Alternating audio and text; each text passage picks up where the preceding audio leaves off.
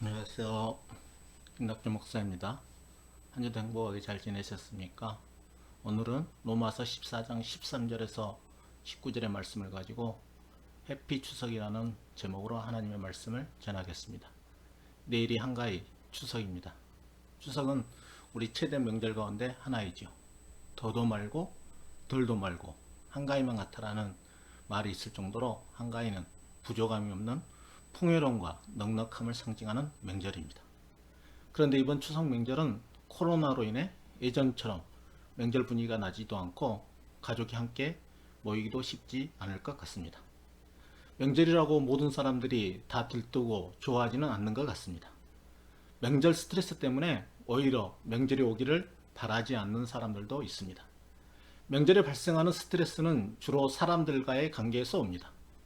명절에 가장 짜증나는 친척이라는 주제로 실시한 설문조사에 따르면 이런 내용이 있습니다. 입만 열면 돈 자랑, 자식 자랑하는 친척, 음식 다 해놓으면 내려오는 며느리, 매번 내 차에 합석해서 고향 내려가는 친척, 싫다는데 억지로 고스톱치기 한 후 돈 싹쓸이 하는 친척, 이런 분들이 짜증난다고 합니다. 그리고 잔소리로 들리는 말을 하게 되면 짜증이 나죠. 평소에는 전혀 관심이 없다가 오랜만에 만나 말은 해야 했어 하는데 듣는 상대방은 엄청 짜증납니다. 결혼 정년기에 있는 청년들에게 너 언제 결혼할래? 내 나이를 생각해라. 이렇게 말하시면 안 됩니다. 취업을 앞둔 청년들에게 누구누구는 이번에 S전자에 취직했다고 하더라. 넌 어디 취업할 거야? 이런 말을 했어도 곤란합니다. 학생인 청년들에게 공부 열심히 하고 있니? 반에서 몇 등 하니? 이런 말을 했어도 안 됩니다. 추석 명절에 오랜만에 친척을 만나면 해피하게 보내야 하지만 어떤 경우에는 가족 간의 갈등과 불화가 일어나 오히려 추석 명절이 더 불행해질 수도 있습니다. 통계에 따르면 명절을 전후로 가족 간의 갈등이 증가하여 명절이 지난 다음에 이혼하는 부부가 늘어난다고 합니다. 그럼 우리는 어떻게 하면 이번 추석을 무사히 잘 넘기고 더 나아가 해피한 추석을 맞이할 수 있을까요? 오늘 본문을 통해 한번 살펴보겠습니다. 오늘 본문을 제대로 이해하기 위해서는 배경을 알 필요가 있습니다. 오늘 본문의 배경은 이렇습니다. 로마 교회는 먹는 음식 문제를 가지고 다툼이 있었습니다. 물론 구약 시대에는 음식 규정이 중요했지요. 레위기 11장에 보면 정결한 짐승은 먹을 수 있고 부정한 짐승은 먹을 수 없다고 합니다. 어떤 기준으로 정결한 짐승과 부정한 짐승으로 나누었는지 정확히 알 수는 없습니다. 그래서 어떤 학자들은 애굽이나 가나안 종교에서 희생 제물로 드려진 것들이 부정한 음식으로 판단되었다고 이야기합니다. 또 어떤 학자들은 보건위생학적 기준으로 부패하기 쉬운 음식을 부정한 음식으로 정했다고 이야기합니다. 또 어떤 학자들은 동물 생태학적 기준으로 독수리와 같은 명금류는 사람의 시체를 파먹고 사는 식인조류이기 때문에 매우 잔인하잖아요. 그래서 이런 동물을 부정한 동물로 정했다고 봅니다. 되새김질은 말씀을 묵상하는 택함 받은 백성의 토라에 대한 묵상을 상징한다고 보아 되새김질하는 동물은 정한 동물로 여겼다고 봅니다. 또 어떤 학자는 하나님께서 이스라엘 백성을 자신의 백성으로 선택하신 것이 무슨 특별한 객관적 기준이 없었던 것처럼 음식 규정도 임의적으로 결정되었다는 입장입니다. 하나님의 절대적 자유를 존중하는 입장입니다. 하나님께서 이스라엘 백성들을 교육하기 위하여 정한 음식과 부정한 음식을 임의로 선택하였다는 것이죠. 하나님께서는 이스라엘 사람들이 이방인들과 다르게 살기를 바라셨습니다. 하나님께서는 이스라엘 사람들이 이방인과 다르게 살아야 한다는 것을 항상 기억할 수 있도록 돕는 계명을 만들어 주신 것이 음식 규정이라는 것입니다. 이스라엘 사람들은 식사할 때마다 이 음식은 하나님께서 먹어도 되는 것이라고 했지. 아니 이 음식은 하나님께서 먹지 말라고 했는데 하면서 음식을 보면서 하나님을 기억하게 하여 조금이라도 이방인과 다른 삶을 살도록 하셨다는 것입니다. 이렇게 음식 규정은 하나님의 백성이 바른 신앙생활을 하도록 돕기 위해 만든 것으로 봅니다. 어떤 주장이 맞는지 정확하게 알 수 없으나 오늘 우리에게는 음식 규정이 중요하지 않습니다. 왜냐하면 예수님이 하나님 나라의 구원을 가져오시면서 이런 음식 규정을 폐지하셨기 때문입니다. 마가복음 7장에서 예수님은 무엇이든지 밖에서 들어가는 것이 능히 사람을 더럽게 하지 못한다고 하시면서 모든 음식물은 깨끗하다고 말씀하십니다. 예수님은 우리에게 먹는 것에 있어 자유함을 주셨습니다. 바울 사도도 음식 그 자체가 부정하지 않는다고 이야기합니다. 로마서 14장 14절의 말씀입니다. 내가 주 예수 안에서 알고 확신하노니 무엇이든지 스스로 속된 것이 없으되 다만 속되게 여기는 그 사람에게는 속되니라. 바울이 예수님을 통해 알게 된 사실은 무슨 음식이든지 그 자체가 부정하지는 않는다는 것입니다. 부정하게 여기는 사람에게 있어서만 부정하다는 것입니다. 이처럼 신약에 와서는 음식물 규정이 사라졌습니다. 예수님과 사도들이 이렇게 가르쳐 주었는데도 초대교회에서는 음식 때문에 많은 문제가 일어났습니다. 초대교회의 음식 문제는 크게 세 가지였습니다. 하나는 우상의 제물로 바쳐진 것을 먹어도 되느냐의 문제였습니다. 우상의 제물을 먹어도 됩니까? 먹으면 안 됩니까? 우상에게 바쳐진 제물이라고 할지라도 아무런 문제가 없다고 생각한 사람은 먹어도 됩니다. 하지만 우상에 바쳐진 제물을 부정한 것으로 여겨 먹는 것에 거리낌이 있으면 먹지 않는 것이 오히려 신앙생활에 유익합니다. 또 우상에게 드린 제물에 대해 아무런 거리낌 없이 먹을 수 있는 자유를 가진 사람도 어느 누군가가 그 모습을 보고 실족하게 된다면 먹지 않는 것이 바람직한 신앙인의 모습입니다. 15절 16절의 말씀입니다. 만일 음식으로 말미암아 내 행제가 근심하게 되면 이는 내가 사랑으로 행하지 아니함이라. 그리스도께서 대신하여 죽으신 행제를 내 음식으로 망하게 하지 말라. 그러므로 너희의 선한 것이 비방을 받지 않게 하라. 바울은 그리스도께서 대신하여 죽으심으로 구원하신 행제를 먹는 음식으로 인해 실족하게 한다면 사랑으로 행동하는 것이 아니라고 이야기합니다. 모든 음식을 먹을 수 있는 믿음의 자유가 선한 것이나 그 선한 것이 비방의 대상이 되지 않아야 한다는 것입니다. 먹을 수 있는 자유가 있지만 다른 사람에게 시험거리가 된다면 먹지 않아야 된다는 것입니다. 예를 들어 저는 제사 음식을 일부러 찾아 먹지는 않지만 제사 음식도 먹습니다. 제사 음식을 먹을 수 있는 제가 제사 음식을 먹지 못한 사람을 향해 믿음이 없어 제사 음식도 못 먹느냐고 비난해서는 안 됩니다. 또 어느 누군가가 너는 목사가 되어가지고 제사 음식을 먹느냐고 비난해서도 안 됩니다. 하지만 어느 누군가가 제가 제사 음식을 먹는 것을 가지고 신앙 지식이 부족하거나 믿음이 약혀 시험에 든다면 저는 제사 음식을 먹지 않아야 합니다. 지금 유튜브를 시청하신 분 가운데 너는 목사가 되어가지고 제사 음식을 먹느냐고 화면을 보니 얼굴이 크던데 다 이유가 있었다고 이렇게 생각하는 사람이 있다면 저는 오늘부터는 제사 음식을 먹지 않아야 하는 것입니다. 두 번째는 고기를 먹어도 되느냐의 문제로 갈등이 있었습니다. 여기서 고기는 우상의 제물로 바쳐진 것을 의미할 수도 있지만 우상의 제물이 아닌 고기를 의미할 수도 있습니다. 그 당시에 고기 먹는 것 자체를 죄로 여기는 사상이 있었던 것 같습니다. 옛날 로마에 얼마나 많은 미신이나 풍습이 있었겠습니까? 어떤 사람들은 이런 사상의 영향을 받아서 고기 먹는 것을 죄로 생각했습니다. 고기 먹는 것을 죄라고 생각하는 사람은 고기를 먹으면 안 되는 것이죠. 사실 고기 먹는 것 자체는 죄가 아니지만 마음으로 고기 먹는 것을 죄라고 여기고 먹으면 마음으로 죄를 짓기 때문에 고기를 먹지 말아야 합니다. 그러나 고기를 하나님이 주신 음식이라고 생각하는 사람은 얼마든지 먹어도 됩니다. 고기를 많이 먹으면 살이 쪄서 문제지 먹어도 전혀 문제되지 않습니다. 세 번째는 술을 마셔도 되느냐 문제로 갈등이 있었습니다. 성경에 보면 술 자체가 나쁜 것은 아니라고 되어 있습니다. 성경에 보면 술에 대해 긍정적인 면과 부정적인 면이 함께 기록되어 있습니다. 긍정적으로 기록된 부분을 보면 포도주가 하나님으로부터 오는 기쁨과 복의 상징이라고 되어 있습니다. 또 하나님 나라의 잔치의 상징으로 묘사되기도 합니다. 포도주가 근본적으로 이런 의미를 갖고 있었기 때문에 예수님의 식탁에도 포도주가 있었습니다. 그래서 예수님을 비난하는 사람들은 예수님을 향해 포도주를 즐기는 사람이라고 말하기도 했습니다. 또 예수님은 가나 혼인잔치 때 물을 포도주로 만들어주어 잔치의 흥을 돋아주셨습니다. 또 한편으로 성경에는 포도주의 오용에 대한 심각한 경고 역시 나옵니다. 포도주는 분쟁과 재앙의 원인이 될 수 있다고 경고합니다. 임금이나 제사장이 포도주에 취해 있으면 하나님의 뜻에 관심을 기울이지 않고 공의를 굳게 할 심각한 위험이 존재한다고 이야기합니다. 그렇게 사도 바울은 술 취하지 말 것을 경고합니다. 에베소서 5장 18절의 말씀이죠. 술 취하지 말라. 이는 방탕한 것이니 오직 성령으로 충만함을 받으라. 방탕함은 대개 맨정신에 이루어지지 않습니다. 이 사실을 잠언 23장 33절에서도 우리에게 알려주지요. 내 눈에는 개의한 것이 보일 것이요. 술 취한 사람의 눈에는 개의한 것이 보인다고 이야기합니다. 여기서 개해한 것이 눈에 보인다는 말의 의미는 이방 여인을 주목한다는 의미를 가지고 있습니다.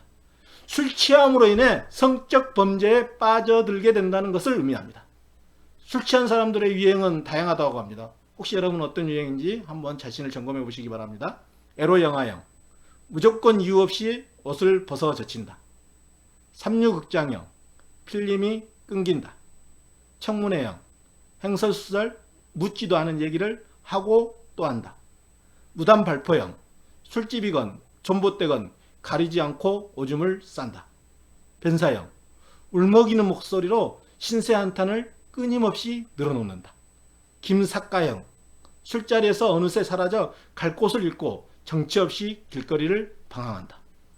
요즘 들어 음주 문화가 많이 바뀌었지만 예전에는 술을 마시면 끝장을 보는 문화가 있었습니다.